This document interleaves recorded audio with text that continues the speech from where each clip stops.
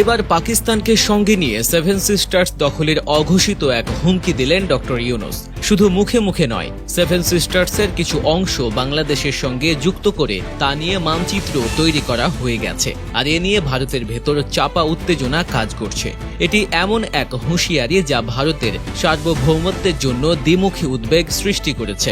একদিকে বাংলাদেশের সাথে লাগোয়া সেভেন সিস্টার্স, অন্যদিকে পাকিস্তানের সঙ্গে সংযুক্ত কাশ্মীর। দুই দিকেই ভারত এখন চরম বিপাকে পড়তে পারে।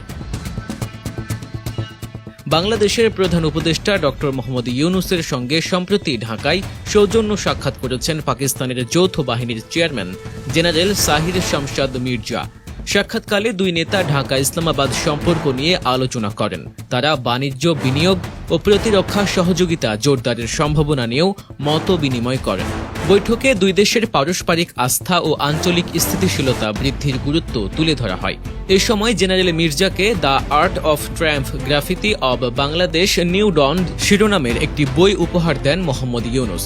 প্রধান উপদেষ্টার অফিসিয়াল ফেসবুক পেজে সেই ছবি প্রকাশ করা হয়। বইটির প্রচ্ছদে বাংলাদেশের মানচিত্র নিয়ে চরম আতঙ্কে পড়েছে ভারত। কূটনৈতিক মহলে দেখা দিয়েছে উত্তেজনা। দেশটির সোশ্যাল মিডিয়া থেকে সংবাদ মাধ্যম সর্বত্র এ নিয়ে চলছে আলোচনা।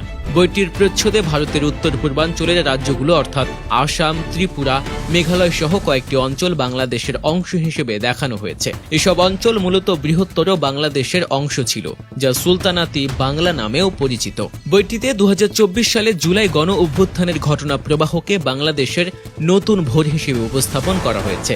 শাহী বাংলা বা সুলতানি বাংলা 1352 থেকে 1576 সাল পর্যন্ত বঙ্গ অঞ্চলে প্রতিষ্ঠিত একটি স্বাধীন মুসলিম শাসিত রাষ্ট্র, অর্থাৎ ভারতের পূর্ব ও উত্তর পূর্ব রাজ্যের বিশাল অংশ এবং মিয়ানমারের কিছু অংশ অন্তর্ভুক্ত বৃহত্তর বাংলাদেশের একটি মানচিত্র নিয়ে ঘুম হারাম হয়েছে নয়াদিল্লির। মানচিত্রটি প্রথম প্রকাশের পরও সোশ্যাল মিডিয়ায় সমালোচনার ঝড় তোলে ভারতীয়রা। এবারও তার ব্যতিক্রম হয়নি। বিশেষ করে দেশটির শত্রু রাষ্ট্র পাকিস্তানের প্রতিনিধির হাতে দ্য আর্ট অফ ট্রায়াম্ফ তুলে দেয়ায় বেজায় চটেছেন। ভারতীয়রা অভিযোগ করছেন, ডক্টর ইউনূসের এই আচরণ বৃহত্তর বাংলাদেশের ধারণার প্রতি সহানুভূতি প্রকাশ করে, যা অতীতে কিছু উগ্র ইসলামপন্থী গোষ্ঠী উত্থাপন করেছিল। অন্য এক রেডিট ব্যবহারকারী লিখেছেন, এই দশকে বাংলাদেশি ও পাকিস্তানিদের মধ্যে ঘনিষ্ঠতা ছিলই অবাক করার মতো। এখন ধর্মীয় রাজনীতির সঙ্গে জাতীয়তাবাদের মিশ্রণ বিষয়টিকে আরও জটিল করে তুলেছে। একজন ভারতীয় এক্স ব্যবহারকারী প্রশ্ন তোলেন, পাকিস্তানের এক সেনা জেনারেল কেন বাংলাদেশের একজন বেসামরিক প্রধান উপদেষ্টার সঙ্গে অর্থনৈতিক বা বাণিজ্যিক বিষয়ে বৈঠক করছেন? এর ব্যাখ্যা সরকারকেই দিতে হবে। ভারতের পররাষ্ট্র মন্ত্রণালয় এখনো আনুষ্ঠানিক কোনো মন্তব্য করেনি। তবে নয়াদিল্লির কূটনৈতিক সূত্রগুলো জানিয়েছে, বিষয়টি নজরে রাখছেন তারা। পর্যবেক্ষকদের মতে, বৃহত্তর বাংলাদেশের মতো সংবেদনশীল বিষয়ের সঙ্গে কোনো সরকারি পদধারীর নাম যুক্ত হওয়া স্বাভাবিকভাবেই কূটনৈতিক অস্বস্তি তৈরি করতে পারে। এমনিতেই বাংলাদেশ পাকিস্তান সম্পর্ক নিয়ে ভারত সবসময় চিন্তায় থাকে। বাংলাদেশ ও পাকিস্তানের সম্পর্ক উন্নতির সম্ভাবনা এখন দক্ষিণ এশিয়ার ভূ রাজনীতিতে এক গুরুত্বপূর্ণ আলোচ্য বিষয়। ভারত সব সময় চায় তার পূর্ব ও পশ্চিম সীমান্তে বন্ধুত্বপূর্ণ ও নিয়ন্ত্রিত পরিবেশ বজায় থাকুক। কিন্তু বাংলাদেশের সঙ্গে পাকিস্তানের সম্পর্ক যদি নতুনভাবে উষ্ণ হয়ে ওঠে, তাহলে ভারতের জন্য তা একাধিক কূটনৈতিক, নিরাপত্তা ও অর্থনৈতিক ঝুঁকি তৈরি করতে পারে। কারণ ভারত দীর্ঘদিন ধরে বাংলাদেশকে তার পূর্বাঞ্চলীয় নিরাপত্তা বলয়ের অংশ হিসেবে বিবেচনা করে এসেছে। পাকিস্তানের সঙ্গে বাংলাদেশের ঘনিষ্ঠতা মানে ভারতের কৌশলগত প্রভাবের একটি বড় অংশ হারানোর আশঙ্কা। এ কারণে দিল্লি উদ্বিগ্ন। এই বন্ধুত্ব শুধু ইসলামী আবেগে নয়, বরং ভূ রাজনৈতিক ভারসাম্যেও বড় প্রভাব ফেলতে পারে। ভারতের সবচেয়ে বড় উদ্বেগ নিরাপত্তা ও সীমান্ত রাজনীতিকে ঘিরে। 1971 সালের পর থেকেই পাকিস্তান গোয়েন্দা সংস্থা ISI দক্ষিণ এশিয়ার বিভিন্ন দেশে ভারতের বিরুদ্ধে গুপ্তচর কার্যক্রম চালানোর চেষ্টা করে আসছে। যদি বাংলাদেশ পাকিস্তান সম্পর্ক উন্নত হয়, তবে ISI পুনরায় বাংলাদেশে প্রভাব বিস্তারের সুযোগ পেতে পারে।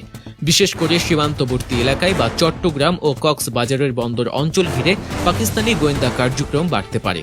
ভারতের আশঙ্কা, এই প্রভাবের মাধ্যমে পাকিস্তান বাংলাদেশের ভেতর থেকে ভারতের উত্তর পূর্বাঞ্চলে বিচ্ছিন্নতাবাদী গোষ্ঠীগুলোকে আবারও উস্কে দিতে পারে। একসময় ত্রিপুরা, মেঘালয় ও আসামে যেসব বিচ্ছিন্নতাবাদী গোষ্ঠী সক্রিয় ছিল, তারা পাকিস্তানি গোয়েন্দাদের সাহায্য পেয়েছিল। তাই দিল্লি মনে করে, যদি ঢাকা ইসলামাবাদ সম্পর্ক ঘনিষ্ঠ হয়, সেই পুরনো নেটওয়ার্ক হয়তো আবার সক্রিয় হতে পারে। অর্থনৈতিক ও বাণিজ্যিক দিক থেকেও ভারত উদ্বেগে থাকবে। বাংলাদেশ এখন দক্ষিণ এশিয়ার অর্থনৈতিক শক্তি হিসেবে দ্রুত উঠে আসছে। পাকিস্তানের সঙ্গে নতুন করে বাণিজ্য সম্পর্ক গড়ে উঠলে ইসলামাবাদ বাংলাদেশি বাজারে প্রবেশ করতে পারবে, যা ভারতের জন্য প্রতিযোগিতামূলক ঝুঁকি তৈরি করবে। ভারত সবসময় চায় দক্ষিণ এশিয়ার আঞ্চলিক বাণিজ্য কাঠামোয় বাংলাদেশ তার প্রধান বাণিজ্য সহযোগী হোক, কিন্তু পাকিস্তান যদি এখানে প্রবেশ করে তাহলে ভারতের অর্থনৈতিক প্রভাব কিছুটা কমে যাবে। বিশেষ করে টেক্সটাইল, ওষুধ ও কৃষিজাত পণ্যের ক্ষেত্রে পাকিস্তান বিকল্প রপ্তানি বাজার খুঁজে পেতে পারে। ফলে বাংলাদেশ দক্ষিণ এশিয়ার নতুন বাণিজ্য সংযোগের সেতুবন্ধন হয়ে উঠলে ভারতের একচেটিয়া প্রভাব ভাঙবে, যা দিল্লি কোনোভাবেই চায় না। ইসলামী বিশ্বের রাজনীতিতেও এই সম্পর্কের প্রভাব পড়তে পারে। পাকিস্তান বহু বছর ধরে মুসলিম বিশ্বের নেতৃত্ব পুনরুদ্ধারের চেষ্টা করছে। বাংলাদেশ, যা রয়েছে বিশাল মুসলিম জনসংখ্যা, যদি পাকিস্তানের সঙ্গে ঘনিষ্ঠ হয় তাহলে ওআইসি বা মুসলিম দেশগুলোর ফোরামে পাকিস্তানের কণ্ঠ আরও শক্তিশালী হবে। এটি ভারতের মুসলিম কূটনীতির জন্য বড় চ্যালেঞ্জ, কারণ ভারত নিজেকে এখন বহু ধর্মীয় সহিষ্ণু রাষ্ট্র হিসেবে উপস্থাপন করতে চায় এবং উপসাগরীয় দেশগুলোর সঙ্গে ঘনিষ্ঠ সম্পর্ক গড়ছে। কিন্তু যদি বাংলাদেশ ও পাকিস্তান একসঙ্গে ইসলামী বিশ্বে কূটনৈতিক অবস্থান নেয় তাহলে ভারত এককভাবে মুসলিম দেশগুলোর সমর্থন পেতে সমস্যায় পড়বে। বিশেষ করে কাশ্মীর ইস্যুতে বাংলাদেশ যদি নীরব থাকে বা পাকিস্তানের পক্ষে নরম অবস্থান নেয় তাহলে ভারতের আন্তর্জাতিক ইমেজে ধাক্কা লাগবে। সামরিক ও প্রতিরক্ষা সহযোগিতা ভারতের জন্য সবচেয়ে বড় দুশ্চিন্তা।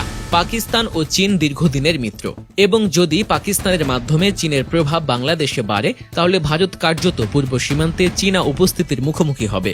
ইতিমধ্যে চীন বাংলাদেশের বৃহত্তম প্রতিরক্ষা অংশীদার। জাহাজ, সাবমেরিন ও অস্ত্র বিক্রিতে চীন এগিয়ে।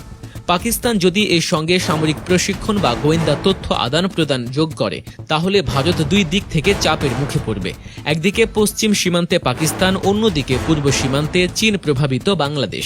ভারতের কৌশলবিদরা এই আশঙ্কাকেই টুইন ফ্রন্ট স্ট্র্যাটেজিক থ্রেট বা দ্বিমুখী সামরিক চাপ বলে থাকেন।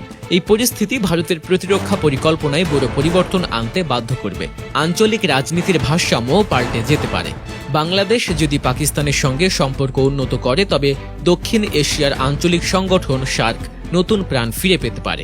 ভারত অনেকদিন ধরে সার্ককে কার্যত অকার্যকর করে রেখেছে, কারণ পাকিস্তানের সঙ্গে একই টেবিলে বসতে চায় না। কিন্তু ঢাকা ইসলামাবাদ সম্পর্ক উষ্ণ হলে সার্কে ভারতের একচেটিয়া নিয়ন্ত্রণ দুর্বল হবে এবং ছোট দেশগুলো এক নতুন মিত্রতা গড়ে তুলতে পারবে। এতে ভারতের বিগ ব্রাদার নীতি প্রশ্নবিদ্ধ হবে। ভারত ভয় পায় একটি পাকিস্তান, বাংলাদেশ, চীন ঘনিষ্ঠ ত্রিভুজ তৈরি হলে দক্ষিণ এশিয়ায় ভারতের কূটনৈতিক আধিপত্য ভেঙে পড়বে। অভ্যন্তরীণ রাজনীতিতেও এর প্রভাব পড়তে পারে। ভারতে বহু রাজ্যে মুসলিম জনসংখ্যা আছে, বিশেষ করে পশ্চিমবঙ্গ ও আসামে। পাকিস্তানের সঙ্গে বাংলাদেশের ঘনিষ্ঠতা ভারতীয় রাজনীতিকে বাহ্যিক ইসলামী প্রভাব হিসেবে তুলে ধরা হতে পারে, যা কেন্দ্রীয় রাজনীতিতে উত্তেজনা বাড়াবে। বিজেপি সরকার এটি ব্যবহার করে আরও কঠোর জাতীয়তাবাদী নীতি নিতে পারে, কিন্তু একই সঙ্গে সীমান্তে অস্থিতিশীলতা বাড়বে। আসাম ও পশ্চিমবঙ্গে অভিবাসন, নাগরিকত্ব এবং ধর্মীয় পরিচয় নিয়ে নতুন করে দ্বন্দ্ব তৈরি হতে পারে। সমুদ্র ও জ্বালানি নিরাপত্তাও ভারতের জন্য একটি কৌশলগত সমস্যা হয়ে উঠবে। পাকিস্তান ও বাংলাদেশ যদি সমুদ্র বন্দর ও জ্বালানি সরবরাহে সহযোগিতা করে তাহলে ভারতকে বঙ্গোপসাগরীয় অঞ্চলে প্রতিযোগিতার মুখে পড়তে হবে। উদাহরণস্বরূপ, চট্টগ্রাম বা পায়রা বন্দরকে পাকিস্তান ব্যবহার করতে পারলে ভারতীয় নৌ বাণিজ্য পথ নজরদারিতে আসবে। ভারতের আশঙ্কা, চীন এই সহযোগিতাকে ব্যবহার করে স্ট্রিং অফ পালস কৌশল আরও শক্তিশালী করতে পারে, যেখানে একাধিক ছোট রাষ্ট্রকে ব্যবহার করে ভারত মহাসাগরে চীনের উপস্থিতি বাড়ানো হচ্ছে। কূটনৈতিকভাবে ভারত বাংলাদেশের উপর প্রভাব হারালে দক্ষিণ পূর্ব এশিয়ায় তার অ্যাক্ট ইস্ট পলিসি দুর্বল হয়ে পড়বে। এই নীতির মাধ্যমে ভারত আসিয়ান দেশগুলোর সঙ্গে যোগাযোগ বাড়াতে চায়, যার জন্য বাংলাদেশকে ট্রানজিট ও করিডোর হিসেবে ব্যবহার করা হচ্ছে। কিন্তু যদি বাংলাদেশ পাকিস্তানের সঙ্গে ঘনিষ্ঠ হয় তাহলে ভারত সেই কৌশলগত পথের উপর পূর্ণ নিয়ন্ত্রণ হারাবে। এতে ভারতের উত্তর পূর্বাঞ্চল আরও বিচ্ছিন্ন হয়ে পড়তে পারে। ভারতের উদ্বেগ শুধু পাকিস্তান নয়, বরং একটি বিকল্প জোট গঠনের আশঙ্কা। বাংলাদেশ, পাকিস্তান, চীন ও তুরস্কের মধ্যে একটি নরম সমন্বয় তৈরি হলে দক্ষিণ এশিয়ার ক্ষমতার ভারসাম্য পুরোপুরি পাল্টে যাবে। ভারত দীর্ঘদিন ধরে নিজেকে অঞ্চলের নেতা বলে দাবি করে এসেছে, কিন্তু বাংলাদেশ যদি নতুন ভূ রাজনৈতিক আত্মবিশ্বাসে পাকিস্তানের সঙ্গে বন্ধুত্ব বাড়ায় তাহলে ভারত বুঝবে ঢাকার উপর তার প্রভাব আর আগের মতো নেই।